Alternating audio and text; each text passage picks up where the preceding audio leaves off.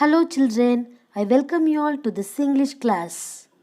Today's session, we are going to learn from Unit 4 Prose. The title is Tight Corners and it was written by Edward Verrell Lucas. First, we'll see about the author.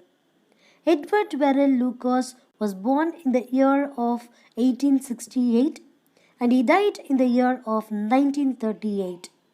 He was an English humorist, essayist, playwright, biographer, publisher, poet, novelist, short story writer, and editor. Born to a Quaker family on the fringes of London, Lucas began work at the age of 16, apprenticed to a bookseller. After that, he turned to journalism and worked on a local paper in Brighton and then on a London evening paper. He was commissioned to write a biography of Bernard Batten, the Quaker poet. This led to future commissions, including the editing of the works of Charles Lamb.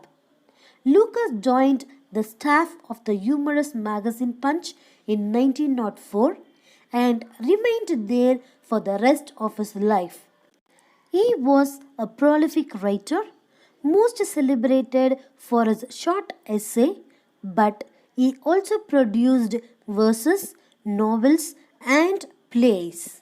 Okay, many of us have unused old but valuable items at home. Am I right? Yes.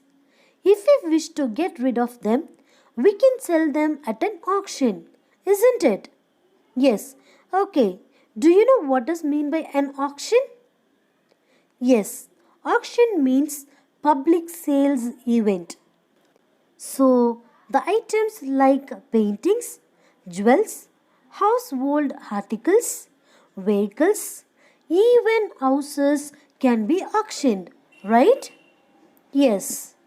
So, in Tight Corners, C.V. Lucas narrates the story of how he was rescued from humiliation at an auction house by a sudden stroke of luck. Let's get into the story to know how he got himself in a tight corner and found his way out of that situation. Before that, we should know what is meant by tight corners. So, tight corners means difficult situation. Got it? Yes. In this prose Tight Corners by C.V. Lucas, we have the theme of struggle, risk, self-importance, appearance, and good fortune. In this story, the narrator knows that he does not have the money to buy the Daubigny, but he hopes that by having a little bit of fun others will outbid him and relieve him of the pressures of having to admit that he does not have the money to purchase anything that is being auctioned. However, the narrator's own self-importance takes over and he bids on the Daubigny, knowing very well that he does not have the money. It is a risk that most people would not take, but the narrator feels invincible for some reason, as though he can enjoy a rich man's game while not having the funds to play the game. If anything, the narrator is allowing for his ego to riot and take control. As to the reason he decides to do so is difficult to say. He has no one to impress but apart from his friend who thinks the matter is hilarious. Okay, what is a tight corner? Yes, tight corner means difficult situation, right? Yes. Let's see the story in detail. This is a short and an interesting story. Listen carefully. Meanwhile, I'll ask you questions. In this humorous story, The author points out that tight corners, that is, difficult situations, can be both mental as well as physical, but the mental tight corners are too difficult to bear. Once the narrator went with his friend to Christie's, an art gallery, and an auction sale hall where Barbizon pictures were put up. The narrator had neither knowledge about art pictures nor had enough money to participate in the bidding. Okay, why did the narrator visit Christie's? Yes, the narrator entered the Christie's because he was persuaded by his friend to see the auction inside. Am I right? Yes. The author had only 63 pounds, that too in the bank. He had no securities either. The auction was started, and the narrator, not understanding the seriousness, started raising the bid amount marginally. By that time, a Daubigny picture was put on for sale. A rich man bid 4,000 guineas for it. As usual, the narrator, just for fun, raised the bid by 50 guineas more. Okay, what was the narrator's financial condition? Yes, he had only 63 pounds. That where? In the bank.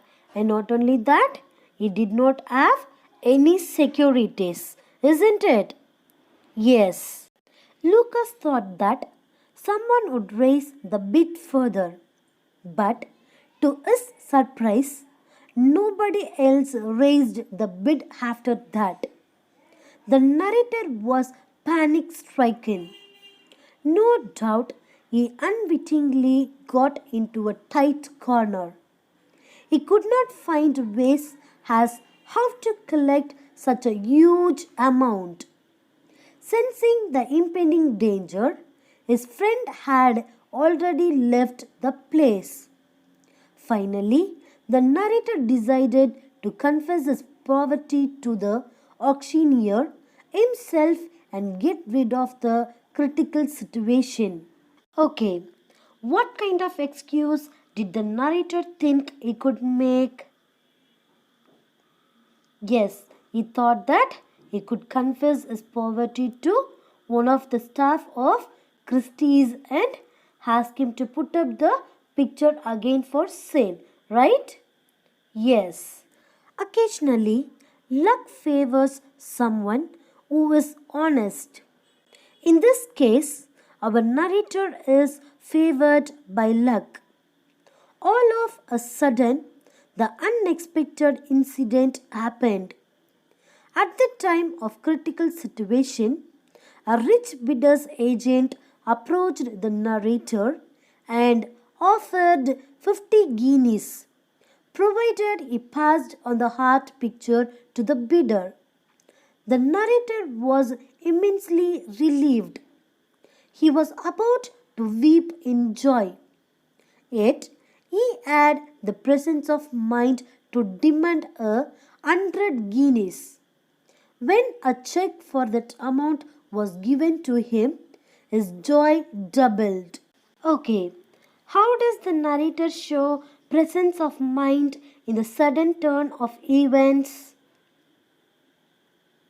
Yes, the man who approached him informed him that the dealer was willing to give him 50 guineas for the picture, right? But what the author did there? Yes, he asked for 100 guineas and got the money. Thus, he showed his presence of mind. Now we'll see few glossaries from the prose. Electrified, shocked by something unexpected. Crescendo, progress towards a climax. Congealed, thickened as if frozen. Smothered, suppressed, nonchalantly, unconcernedly or coolly, glibly, smoothly but not sincerely, note of hand, promissory note, rectitude, honesty or good behavior, farthing, as low as a paisa, base, coarse woolen material, guile, cunning or deceit. Let's see few key points for better understanding. The narrator narrated of his mental tight corner and rescuing from it by a sudden stroke of luck. The author was persuaded by his friend to go to Christie's, the auction house. They were selling Barbizon pictures on auction. The author started bidding for fun. He had no trouble initially since there was some higher bidder. After some time, a picture was put up. A famous dealer started with a higher amount of 4,000 guineas. The narrator added 50 more guineas on a sudden impulse. The picture was declared sold to him because there were no other bidders. The narrator was caught. Suddenly, an agent of the rich bidder offered 50 guineas. The narrator asked for more 50 guineas. Thus, he was saved from humiliation. Okay, children, up to this, the prose gets over. Hope you understand. Please go through the story in your textbook once or twice to get a clear view. Okay? If you have any doubt, you can call me or ping me to clarify all your doubts. Thank you.